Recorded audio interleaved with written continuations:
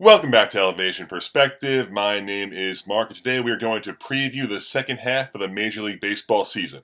We are going to talk about the standings, the major award races, and touch a little bit on the trade deadline. First, let's start with the one division that has already been decided, the American League Central.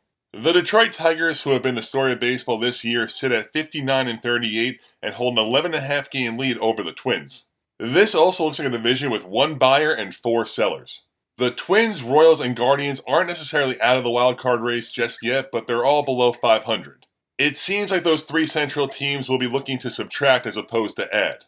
The American League West is up next. The Houston Astros will continue their yearly dominance here, sitting at 56-40, holding a 5-game lead over the Seattle Mariners.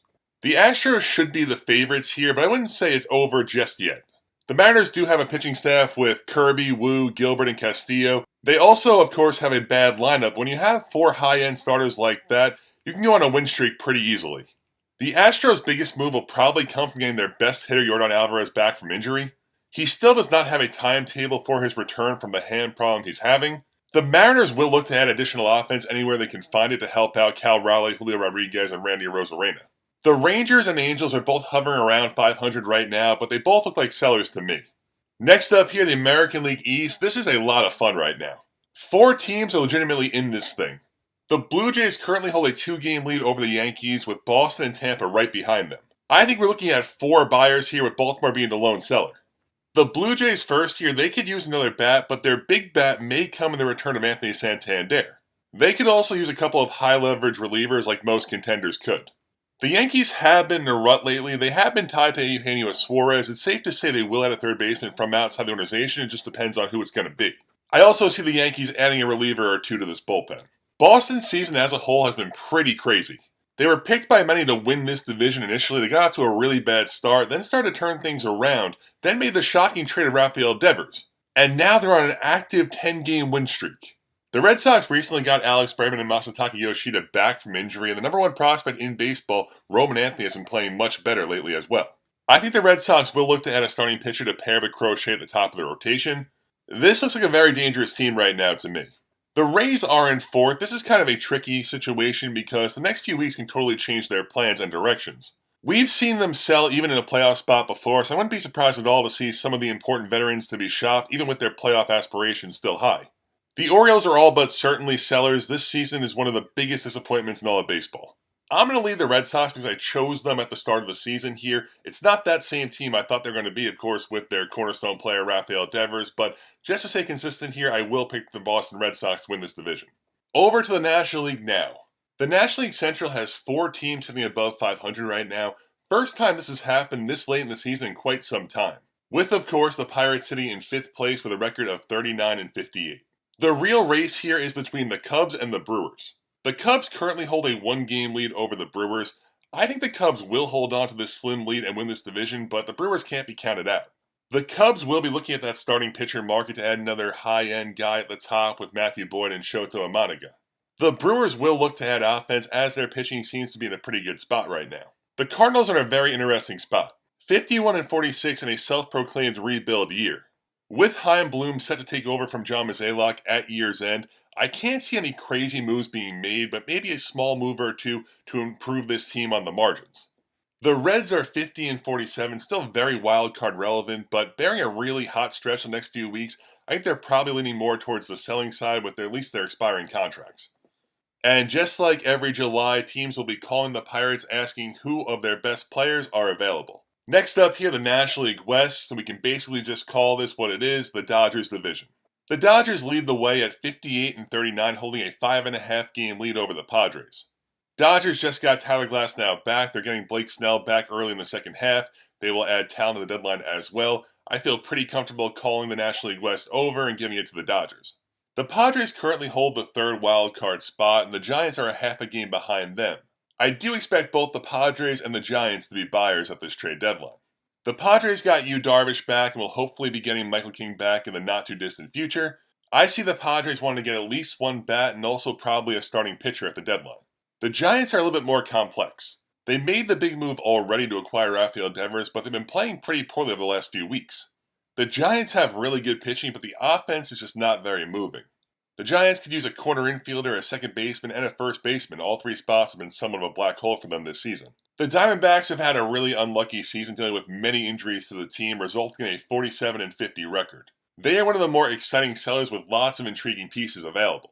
The Rockies are the Rockies. They sit at 22-74. Maybe this is the year they finally trade Ryan McMahon for whatever value he has at this point. Nothing they can do can really change the direction of this franchise, at least in 2025.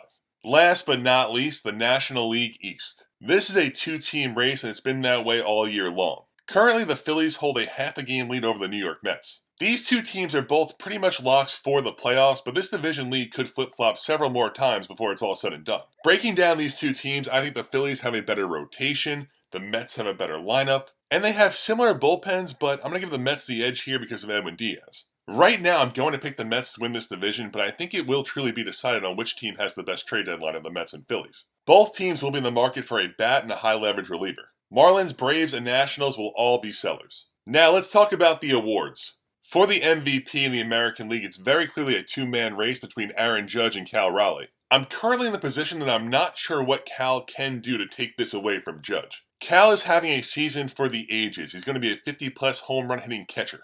But Aaron Judge is just in his own league right now. He is batting .355 with 35 home runs, 85 runs, 81 RBIs, and a 1,194 OPS. I think it would be really cool if Raleigh got the award and was properly recognized for the outstanding season he's having, but I think when it comes down to it, Aaron Judge will win his third MVP award. The MVP race in the National League is not so cut and dry. I see three MVP possible contenders here in Shohei Ohtani, Pete Crow-Armstrong, and Juan Soto. Ohtani, while still having an awesome year, his numbers are a little bit more human than we're used to seeing from him. Ohtani is currently batting .276 with 32 home runs and a .987 OPS. Pete Crow-Armstrong is the tricky case here. Not only is he the best defensive center fielder in baseball, which is huge for WAR in the MVP conversation, he also has 25 home runs and 27 steals at the break. Now, if I had to take a guess here, I would say there's no chance he keeps up this pace, but also in the preseason, I would have said there's no chance he hits 25 home runs for the entire season. It's very possible we are looking at a 40-40 Platinum Glove center fielder for a division-winning team, and that could be a tough case to not hand the MVP award to. And Juan Soto is my dark horse. Still baffling to me he was not named an All-Star. On the season, Soto is batting .262 with 23 home runs and a .905 OPS. Soto has those impressive numbers while batting .232 in April and .219 in May. A strong couple months here, building off his hot stretch into the break, and his numbers could look monstrous at the end. Soto is the clear-cut third guy as of right now behind Ohtani and PCA, but I'm not ready to rule him out just yet. I'm still going to pick Ohtani here. He feels like the safest bet. He's going to be pitching as well more in the second half, more traditionally, and not just opening. So for right now, I will pick Ohtani to retain here as the MVP. In the American League Cy Young race, I have three guys here. I have Tarek Skubal, Garrett Crochet, and Jacob deGrom. Skubal has a 2.23 ERA with 153 strikeouts and 121 innings. Garrett Crochet a 2.23 ERA with 160 strikeouts and 129 innings. And deGrom has a 2.32 ERA with 113 strikeouts and 112 innings. deGrom is lacking in the strikeout department here, but these three guys are right at the top together in my opinion. I want to pick Crochet, but I think you got to stick with Skubal here. Skubal has proven his arm can stay healthy over the workload of a full season, and the already weak American League Central around him will only get worse as the deadline passes. For the National League Cy Young race, I have it between two guys here in Zach Wheeler and Paul Skeens. Even with Paul Skeens' immense talent and awesome first half, I really feel like this is the year that Zach Wheeler will finally capture that first Cy Young award. Wheeler has a 2.36 ERA, 154 strikeouts, and 122 innings. Skeens has a 2.01 ERA, 131 strikeouts, 121 innings. Where I think Skeens will be really hurt here is his record is 4-8. Obviously that's silly and it shouldn't matter, but it does. I think a lot of voters will have a very hard time giving the Best National League Pitcher award to a guy with a losing record. Also, the Pirates are already out of the race. I wouldn't be surprised at all if we started to see them managing Skeens more carefully, skipping starts, done after 5 innings more often. While on the flip side here, the Phillies are trying to win a World Series and Zach Wheeler is their bulldog. Both pitchers are having a tremendous year. I'm going to pick Zach Wheeler, but I really feel like the circumstances really screwed Paul Skeens here. And that is the video previewing the second half of the Major League Baseball season. If you like this video, please hit subscribe. Hopefully everyone has a great day and thank you so much for watching.